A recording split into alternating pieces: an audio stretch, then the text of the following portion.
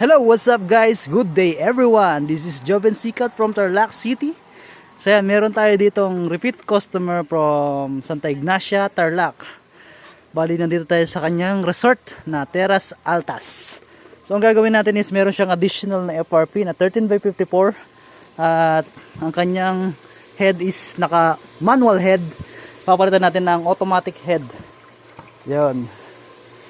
So sa mga hindi nakakaalam, itong filtration na ito is ginagamit para makatulong o maka-reduce ng pagtanggal ng kalawang at amoy ng tubig papasok sa kanyang bahay. Yun, ang kanyang bahay at kanyang resort. Tapos meron siya ditong mga staycation na mga bahay. Ayan.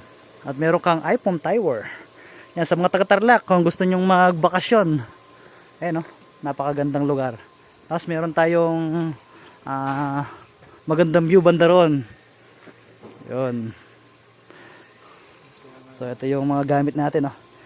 Alright guys, sa mga gusto magpa-install ng mga water station or sa mga water station owner na gusto magpa-service na kanilang mga water station, yan, magpalagay ng mga household water filtration.